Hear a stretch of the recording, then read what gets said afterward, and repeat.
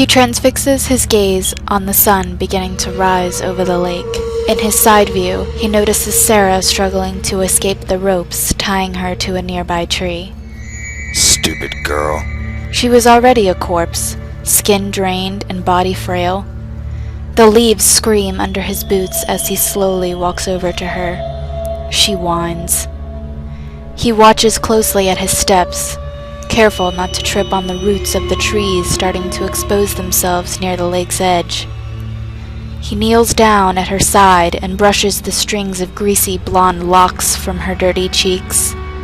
She winces and pulls away. The morning has only just begun, and she's already sweating. It smells so sweet. As he takes his time untying her from the trunk of the bur oak, he ponders the previous girls who have been in her same position. How many bones are lying at the bottom of the same lake he had played in as a child? The same lake that took his mother. She's hungry. As he leads her closer towards the water's edge, she muffles obscenities into the soaked rag that he had jammed into her mouth and tied around her head hours before. You never could shut up. The crevices of her small toes fill with the filth from the surrounding dirt as she scuffs the leaves about, fighting, and the jagged ends of the exposed roots of the bur cut into her fragile flesh. Her eyes close as she winces in pain when her feet finally meet the lake's frigid water. Even in the cold morning dew, the gnats are quick to raid the rag at her mouth as he hastily rips it from her teeth and grips her tighter, lowering her deep into the water. The end is near. In seconds of her mouth being free from the rag, she sinks her deep teeth into his hand, ripping part of his soft tissue away and drawing tiny spats of blood. She draws her head back when the water starts to submerge her. She's quiet as he lowers her head under the murky water, the throbbing of his wound making him tighten his hold around her neck. This is her destiny. I, her savior. Heavy breaths escape the gaps of his teeth and the parting of his chapped lips. His skin grows hot, and he watches her squirm. His mind races back to their first date. Her voluptuous red lips.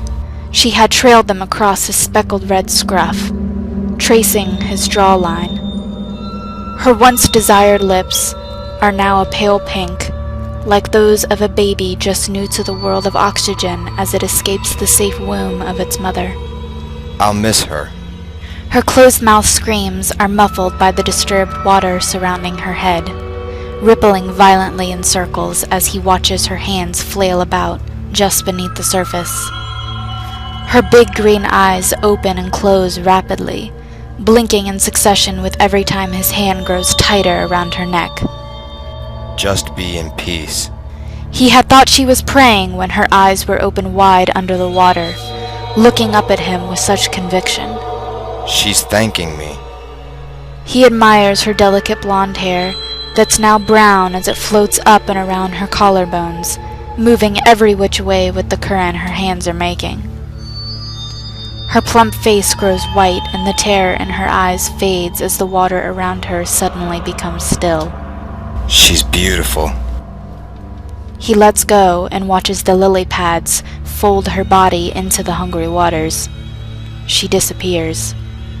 The water is still.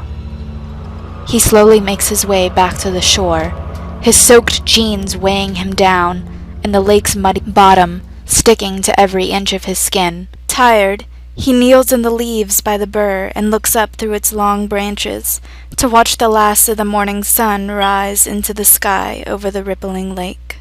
For you, Mother, I've given you a new day, a new life, beauty.